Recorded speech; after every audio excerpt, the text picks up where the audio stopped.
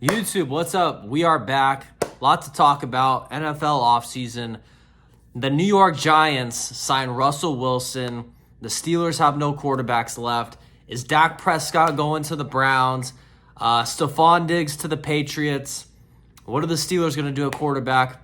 There's a lot of things to get into here, and let's just go through them one by one, boys. First off, guys, if you are new to the channel, I am primarily an NFL handicapper. We had an unbelievable year last year, hit at 63%. So if you are a bettor, like this video, subscribe now. That way you have my channel saved. And when the time when season rolls around and we can talk about actual stuff instead of off-season nonsense, you can get my picks.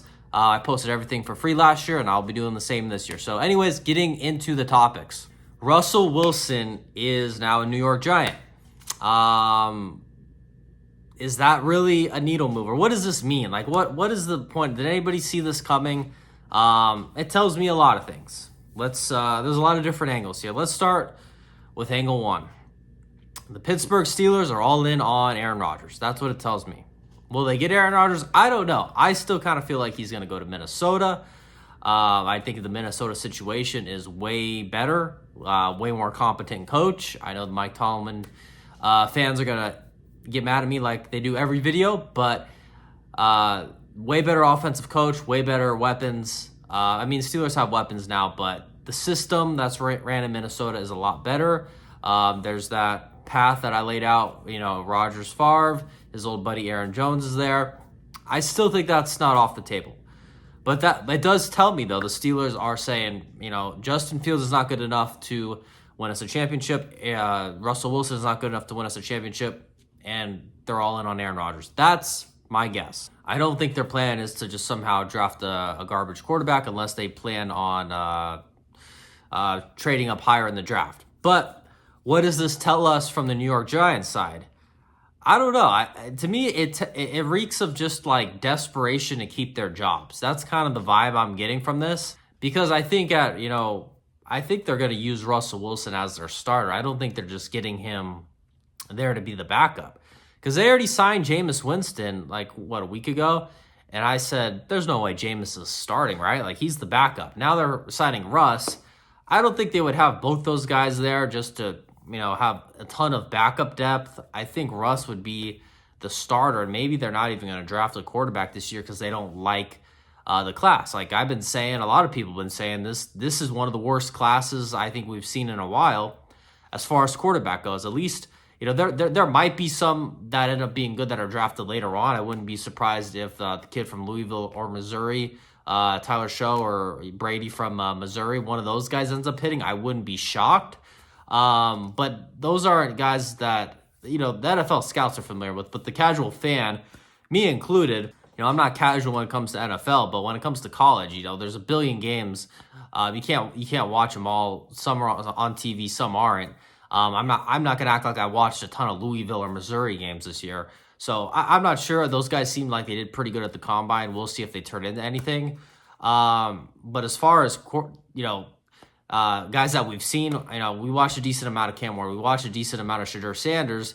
I personally think Shedeur Sanders sucks. I think he's a bust. I think he's a poor man's Geno Smith. I think that's really his ceiling. This could age horribly, and I really couldn't care less because it's not going to cost me money if I'm wrong. But I just see a guy that he don't have that pop on the ball like Cam Ward does. And everybody loved to blame the O-line. It was like the excuses never ended with Shedeur Sanders. But he just held on to the ball way too long. So many of his sacks were self-inflicted, where he could have got rid of the ball early. It would have been fine. Or he tried to do too much, ended up getting sacked. He's got to improve his decision-making drastically. And I really don't think he's that much of a freak athlete either. Like, I don't see him popping off the screen with that X factor of athleticism. I'm not saying people are expecting that out of him, but I'm like, what is the hype here to draft this guy so high? I don't see it. Now, Cam Ward, he's got some pop. He can throw the ball, with some pop. But again, his flaw seems to be the decision-making sometimes too. Doesn't always hit the easy targets. But he's shown you like he could potentially have a high ceiling with his arm talent. My point is, this move tells me that the Giants are probably looking at this class and thinking, we don't want to all get fired because of Cam Ward or Shadur Sanders or whatever loser quarterback they take. They want to have it seems to me they want to have a chance to get one more year. They want Russell Wilson. This reeks of mediocrity. Let's get to 8-9 with Russell Wilson. Let's barely miss the playoffs, 7-10, something like that. But we show an improvement over last year enough to where we can keep our jobs. We can sell the owner on, we're using Russ for a year. Maybe they grab a skill player or old lineman. Who knows what they're gonna get? There's a bunch of different options. But my point is, I think they're probably gonna pitch the owner. We're gonna get Russ for a year. We're gonna get some non-quarterback pieces. That way, when we get a quarterback, let's say next year, not looking at the class yet. I don't even know if the class next year is going to be good or not. Maybe there's somebody from that class though or maybe there's multiple people where they're expecting it to be deeper. I don't know. Maybe they're just passing on this class of quarterbacks. And yeah, if the Giants aren't going to take a quarterback, I could see Shadur Sanders not even getting taken in the first round. Like, there's a lot of teams that are just grabbing these veteran quarterbacks now, and it doesn't seem like there's going to be a ton of quarterbacks off the board like it was looking possible for a few weeks ago. It seems like at this point the big question marks are Tennessee and Cleveland. Is Tennessee just going to do the safe option, what everybody's saying, grab Cam Ward and call it a day, or do they roll the dice, grab a freak like Abdul Carter, Travis Hunter, and hope to God Will Levis improves? I doubt it. I think they're probably out on Will Levis, but who knows, man? Will Levis has the only good thing about Will Levis is his size. Big guy, big arm, and decent speed. But he got no brain. He's really dumb. Like it's unless the coach, they would obviously know, but. You have to really be in those locker rooms. You have to be in that Tennessee building to know what they really think of him. If I had to guess, they're probably just going to be safe and grab Cam Ward. It seems like the number one pick is always really safe. They don't want to make a mistake, and they usually do end up making a mistake. Look at the Bears last year, not taking Jaden Daniels first overall. But anyways, the Giants, they got Russell Wilson, they got Jameis Winston, they got goofy Jameis, good locker room guy, but man, we don't need him on the football field. I'm tired of hearing this narrative about Jameis Winston's actually pretty good. No, he fucking blows. Stop saying he's good. The guy, yes, he could look good at times, but he's gonna throw 10 interceptions to fuck up whatever good he did. So we got to stop the narrative that he deserves to be a starter. He doesn't. Get him on a podcast, get him in a booth or something. We don't need to see him on the football field throwing passes every week as a starter. We're good. And Russell Wilson, he's going to... I think he's kind of cooked at this point in his career, but maybe he almost could make the playoffs, but I don't see them making the playoffs with him. So I think it's a 1 year, try to save our jobs and sell the owner on the future and get a better quarterback next year. That's what I think. I think they just try to get a good piece, but we'll see what they do. And now here's the thing. What if the Steelers don't get Aaron Rodgers? Because I don't think it's a lock. And again, sometimes these videos come out a few days after I make them. If Aaron Rodgers is signed already, this is going to sound stupid, whatever. Just ignore it. But if we're still in the situation where Aaron Rodgers isn't signed, what are the Steelers doing at quarterback? Let's say he signs somewhere else. Pittsburgh has nothing. They're done. Who's going to start? I mean, even their old backup Kenny Pickett isn't even available anymore. The Steelers are cooked. What are they going to draft? The quarterback late? It doesn't... They literally put all their chips in on Aaron Rodgers. I think they should have just gutted it out with Justin Fields, like I said in the last video, who's young and had his best season ever last year. At least there's some potential there. He's an athletic freak. I don't know how you just let him go to the Jets. I think that was a dumb move by Pittsburgh. All to get this old Aaron Rodgers that isn't even good anymore. I don't get it. Again, Mike Tomlin, low IQ. I'll say it every video if I have to. Low IQ Tomlin doing what he does best. And the crazy story we're hearing now, I don't know if this will come true or not, is Dak Prescott apparently is being heavily pursued by the Cleveland Browns. Now, this could be total BS. We don't really know. Again, unless we're in these buildings, we don't know. But some guy has been going viral on Twitter saying that he has a source inside Cleveland or wherever his source is from, that the Browns are trying to trade for Dak Prescott.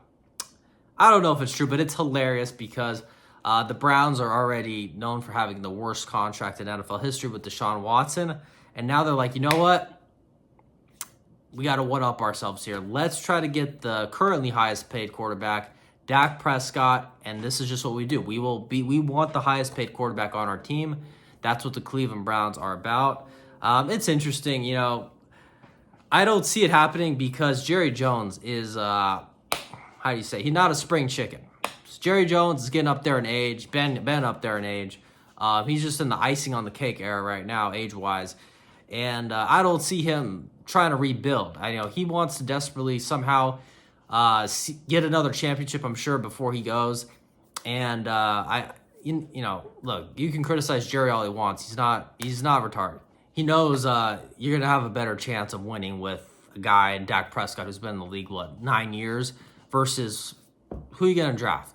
Again, Shadur Sanders, instead of drafting a bust quarterback, you have Dak Prescott, who I've actually look, Dak is really, really bad in the playoffs, but for regular season, I've been a pretty big Dak supporter because everybody just always shits on him because it's the Cowboys. But if you look at the data, he's actually been really, really good for the most part and consistent during the regular season. Last year was bad, though, so last year does worry me, and he had a season-ending injury, so you have a bad season plus a season-ending injury. Now I have question marks. What Dak are we getting when he comes back? Now it becomes muddy. I don't really know. But pre-last year, he was a great regular season quarterback, whether you want to make fun of the Cowboys or not. I'm not a Cowboys fan, obviously, but the facts are the facts. The data is the data, and he's a good regular season quarterback. And honestly, for the Browns, the whole problem with the Browns is they still got this stupid-ass Deshaun Watson contract. If they could somehow get, not saying somehow, they can't. They're stuck with it. But if they didn't have to deal with that, then I wouldn't be against this move. Because for the Browns, having some sort of reliability and consistency at quarterback, it's almost worth paying that much. And the quarterback market's getting crazier every year anyway. And the Browns have, people have been saying this for a while. They have one of the best rosters. They've been saying this since Baker Mayfield was there. They've just never really been able to figure out the quarterback position. Last year they had Deshaun Watson and then Jameis Winston, two absolutely horrible quarterbacks. Deshaun Watson, Cleveland Browns, has never been even remotely close to the Houston Texans Watson. So they haven't had a quarterback since Baker Mayfield, and they ditched him probably way too early if we look at how well Baker's playing now. So if they didn't have that Deshaun Watson contract and they could afford Dak Prescott, I wouldn't be totally mad at it because you finally give that roster a quarterback it needs. Not saying he's going to win you a Super Bowl, but for the Browns, being a playoff team is a win. They're used to winning 3 games. So if they could be a playoff team with Dak Prescott, I'm actually not mad at it. I'm sure everyone's going to say it's insane, but I wouldn't be mad at it. But I don't see how it's possible unless the Cowboys are going to absorb a Deshaun Watson contract, which that would be a shit show, but I don't know. I think this is just a rumor. I don't think it's going to turn into anything. And last but not least, actually it is least, who really gives a fuck? Stefon Diggs signs with the Patriots for 3 years. I think they overpaid for Stefon Diggs coming off a season-ending injury. You never know what you're going to get with these guys coming off injuries. Why are we giving him a 3-year contract? It's actually pretty high. I think it was 3 years for around $70 million. That's pretty decent. Yeah, I wouldn't give him that. He seems like such a bad locker room guy. I don't think he's a good. I don't think he's a guy you want to have in your locker room, man. Maybe it's. But again, that seems to be the best receivers always. This is these AJ Browns, these guys that 95% of the time they complain, and the 5% when everything goes perfect, it's all smiles. So that seems how it is a lot of the time with these receivers, but. I don't know. I think at this point in Diggs' career, you don't put him on a 3-year contract because he's going to be pissed after the first 2 games when they realize he can't get the ball. I know so many people were saying, "Oh, the Patriots have their guy in Drake May," and maybe they do. It's very early to say. It's 1 year, but I don't know how you can say that after 1 year and that year was shit, in my opinion. I get it. Maybe there's a few nice Drake May highlights out there, but. If you actually look at the games he played in, they were not lighting up the scoreboard at all. I don't understand how everyone can just say, "Oh, they have their guy," based on what? Their backup who played 1 game, Joe Milton, looked 100 times better than Drake May. I actually think Joe Milton's interesting. I'd like to see some teams scoop him up for, gamble whatever, a 4th or 5th round draft pick on him. Hey, maybe that's what the Steelers end up doing. I actually wouldn't be mad at that. That would actually be, that might even be better than the Justin Fields move, because you'd probably have him for the, he's not a rookie deal, so you'd have him for nothing, and he might turn up, I'm not saying he will, but at least you have that, hopefully, a gambler's chance. At least you have that gambler's chance that he hits kind of like a Brock Purdy did. Yeah, so I actually, now that I'm thinking about it, Joe Milton would be a sneaky guy that, it depends what they're asking for him, but if you only have to give up, let's say, a 4th or 5th rounder to get a Joe Milton, I think any team with quarterback issues should roll the dice on Joe Milton, because he looked really good in that one game he played. And his biggest issue is going to be getting opportunities. Now, he might suck like the rest of them, but based on what we saw, that one game, he was way better than Drake May. So we'll see. We'll see what Vrabes does, but I don't see Stefon Diggs being happy in that Patriots offense. They just weren't really good last year. And again, hey, it was 1 year. It was his rookie year. A lot of guys have bad rookie years, even though they were saying his was good for some reason. I don't think it was good. Just look at the data. It wasn't good. It's really not that hard to figure out. But hey, we'll see. I don't expect much out of the Patriots. I like Vrabes. He's a good coach. They'll probably play harder and clean things up more schematically, but you know how it is when you don't have a quarterback, and I need to see Drake May prove himself before I can take that team seriously. And that's it, guys. We will see how all these things play out. I would be shocked if Dak Prescott actually goes to the Browns. That would be insane. I don't see it happening. Giants striving for mediocrity, as they do, and New York teams tend to do. We'll see how it all plays out. Thank you guys for watching. Again, please hit the like button, subscribe. It's the offseason, boys. All this shit is bullshit to talk about. When we could talk about real games, real matchups, betting, that's what I do. That's what interests me. In the meantime, we'll just put out content to fill up whatever news is going on. It's all speculation. But just like the video and subscribe. That way, when the real shit rolls around in September, you'll be ready to have picks from probably one of the best bettors in the game. So that's it, boys. I'll catch you later. Peace.